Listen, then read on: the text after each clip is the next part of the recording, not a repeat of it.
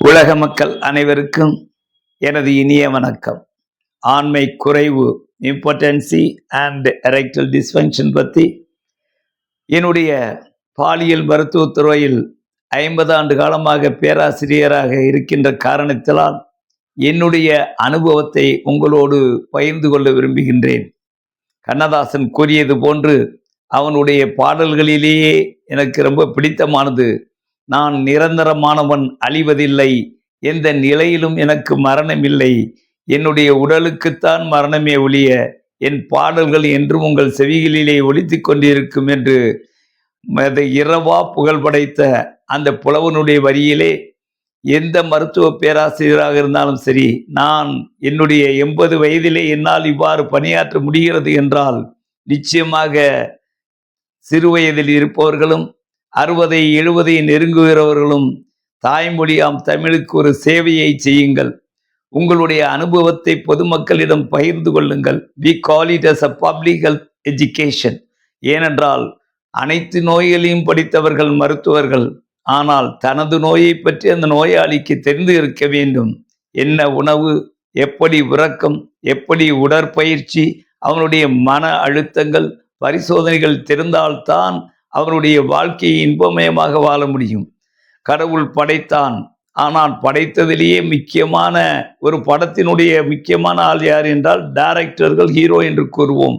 இங்கே உடல் மனம் என்கின்ற இந்த படைப்பிலே இறைவன் படைத்த இயக்குனர்கள் ஹார்மோன் சுரப்பிகள் தான் உங்களுடைய வயதையும், உங்களுடைய வளர்ச்சியையும், உங்களுடைய இனவிருத்தி உறுப்புகளையும், உங்களுடைய குழந்தை பேரு என்ற அந்த தருணத்தையும் முதுமையையும் அனைத்தையுமே உள்ளடக்குகிறது ஹார்மோன் கிளான்ஸ், ஹார்மோன் சுரப்பிகள். அது சுரக்கின்ற ஹார்மோன்கள், அதர்வைஸ் தமிழில் சொல்ல இயக்கு நீர்கள் என்று நாம் சொல்லலாம். எனவே இது எப்படி செயல்படுகிறது என்பதை வைத்துத்தான் உங்களுடைய பாலியல் உணர்வும், உங்களுடைய இனவிருத்திகளும், ஆண்மை குறைவு போன்ற நோய்கள் எல்லாம் கண்டுபிடிக்கப்படுகின்றன.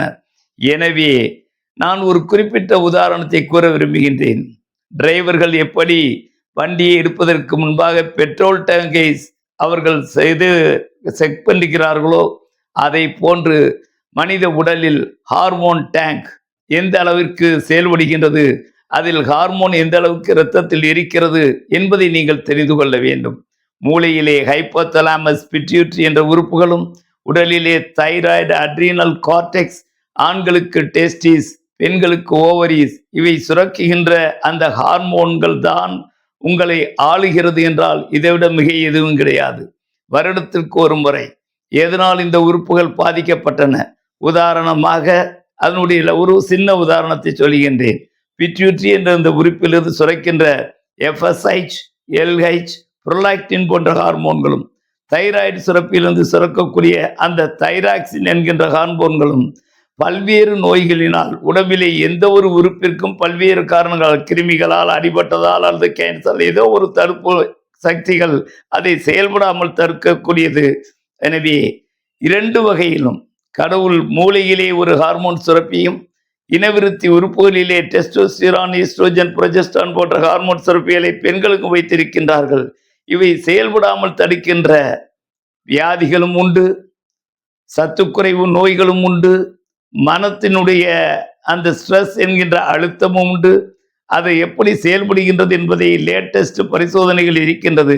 எனவே உங்களை நான் வேண்டி விரும்பி கேட்டுக்கொள்வது, வருடத்திற்கு ஒரு முறை முக்கிய அவயங்கள், விட்டல் பார்ட்ஸ், இருதயம், நுரையீரல், கிட்னி, ஈரல், மூளையினுடைய சுரப்பு நீர்கள், இவையெல்லாம் எப்படி இருக்கிறது என்று நீங்கள் முறையாக வருடத்திற்கு ஒரு முறை மாஸ்டர்கள் செக்அப் பண்ணிக்கொண்டால், குறிப்பாக ஹார்மோன் சுரப்பியுடைய செயல்பாடுகளை நீங்கள் அதை முறையாக பரிசோதனை செய்து அந்த நிபுணர்களிடம் காண்பித்து ஆலோசனை பெற்றால் ஆண்மை குறைவு என்ன, எந்த நோய்களுமே உங்களை அண்டுவதற்கு இல்லை.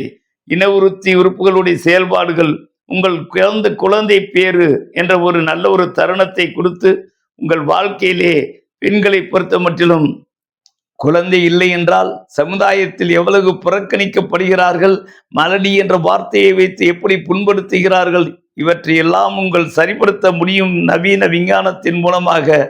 ஆனால் நீங்கள் செய்ய வேண்டியது அந்த செக்ஸாலஜி மருத்துவ நிபுணரையும் அந்த பரிசோதனைகளும் செய்து கொள்ள வேண்டும் என்று வேண்டி விரும்பி கேட்டுக்கொள்கிறேன். நன்றி, வணக்கம்.